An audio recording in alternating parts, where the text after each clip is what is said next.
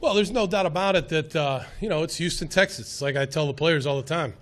It is what it is. It's hot, but our guys have been through it now with our training camp. A lot of, the guys that were here last year have been through it. The new guys are getting used to it, and we came up here, and it was nice and cool for us. So it was good practice out there today. Coach, you satisfied with what you get in terms of matchups and what you get out of a practice like this with another team, just looking at different uniforms? Absolutely. I really like this type of practice. I think when I was in New England, we did it against New Orleans and the Falcons, Atlanta, and then Houston, we did it against Denver and Atlanta, and here against Washington. It's just great work. These guys go against each other for so long, and I know it's really early now, but even in OTAs, and it builds up over time, and now you get to go against a different opponent. It's really good for the coaches. It's a different way of practicing, keeps us all on our toes, and so it's really good.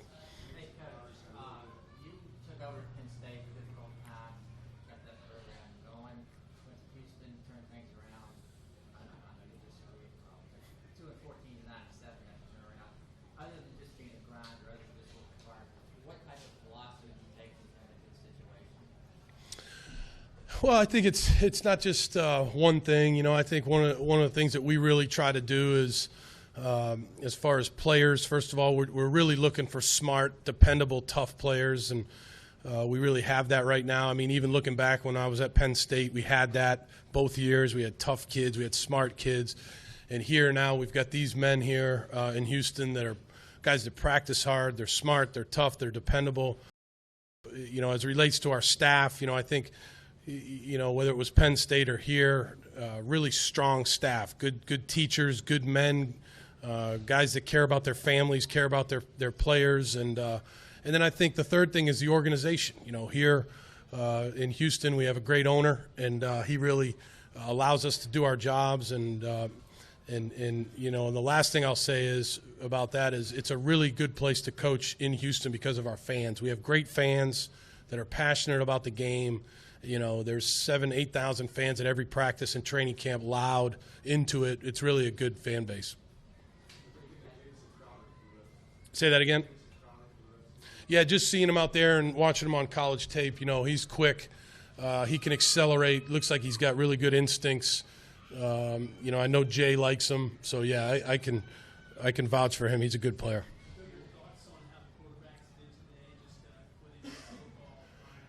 Yeah, I probably have to watch the film to really have some specific thoughts for you. But, I thought both guys competed. They're both in there with different groups.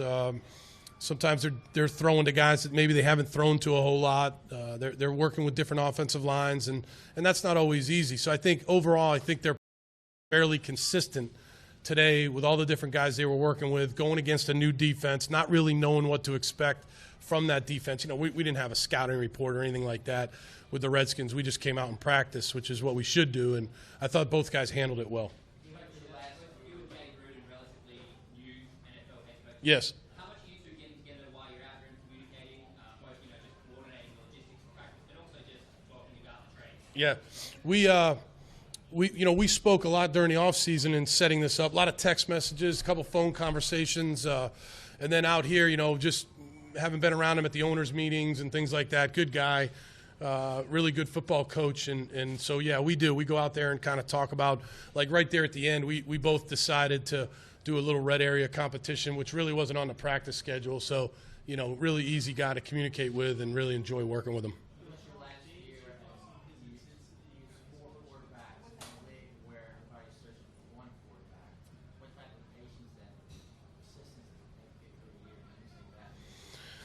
Well, I give those guys credit. I give our coaches credit. The four guys that played for us last year did an excellent job. They all came in different situations. All of them, most of them came in based on, maybe a guy getting injured ahead of them or whatever it was. They came in and they all had to play against very tough defenses, and I thought they showed up really well. And I give our coaches credit.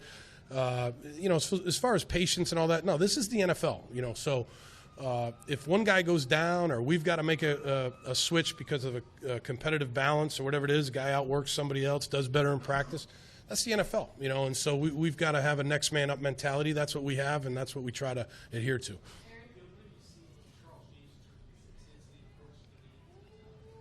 Charles is a very competitive kid. He really wants it. He knows our defense well, and he brings a lot of energy to the field, which is what I like. And I could say that about all of our guys. They really bring a lot of energy to the field, and he's a guy that's really competed well in training camp for a job. A couple of guys that are actually from around here locally, Jonathan Grimes and Jasper Coleman. Right. What can you tell me? We haven't been in camp with this. What can you tell me about their performances and their hopes to make the team? Yeah, Grimes has had a good training camp. He's strung about three good practices in a row here. He's done a good job. He's a smart player. He's one of our core special teams players. He's a guy that really knows our offense well. He plays a lot on third down, but now with Arian out, he's playing more on first and second down in certain packages. Really dependable guy. We enjoy coaching him. Jasper, we just got in the spring, and he's improving every day. Hard-working kid, and just got to keep improving every day. Coach, would you like to see joint practices replace preseason games? You know what? I would say I'm more in favor of joint practices. I'm almost in favor of, hey, if you could get with a team and almost spend training camp with that team, and practice against them on certain days, and then other days be separate and stay in the same area and, wherever you decide to be. I just think it's a great thing to go against another team. So I'm more in favor of the joint practices because you get more plays than in a game, and I think it works out really well. Bill, in general, how do you feel your guys responded both sides of the ball offensive team? I thought they responded well, Mark. I thought they came out here ready to go. We had a good, we were kind of delayed getting here. We had some playing difficulties, mechanical issues. Sat on the tarmac, got in there, had a squad meeting. Let them go to sleep a little bit, and they got up early. They were all up, 6:30, 6 a.m., ready to go. They couldn't wait to get over here, and I thought they responded well. We just got to have some good meetings this afternoon, tonight, and put it together again tomorrow. Coach, what's the impact been of having the NFL film crews and hard knocks cameras in town? Have you noticed them at all, or are they pretty good at just blending into the background? Yeah, they do a good job. I think in the beginning you really do notice them. They're there, and it's hard not to notice them. But as time goes on, they definitely blend in. The director, Matt Dissinger, has been a really good guy to work with, and it hasn't been an issue at all. Well, we'll see when the first show comes out, but to this point, it hasn't been an issue at all. Does it make you catch your words when you are in your office and they've got those stationary cameras there? Are you present, or? I look up at the camera and I say, "Are you filming me?" And the camera has the way of saying yes or no. And so when it says yes, I usually leave the office.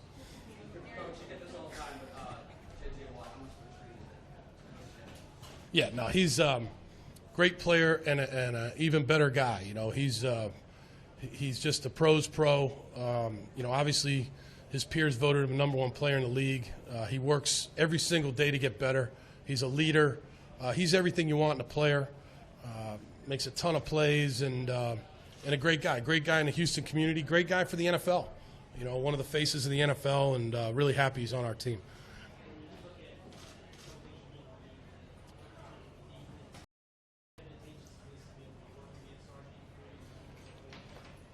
Can you repeat? I'm sorry. Yeah. Anytime you can go against another offense, especially like Washington's offense, and then, Washington's defense too, it's really good because you're seeing different schemes. You're seeing things that our offense doesn't do at all in practice, and then you're seeing things from their defense that you wouldn't see just because that's what they do. And so I think anytime you have a chance to do that, that's why I was saying over here about these joint practices.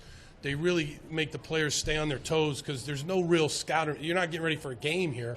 You're coming up against a team, and you have to react. You have to react to things that you see that are new. You got to put out the fire early in practice and figure it out, and I think it's a good thing.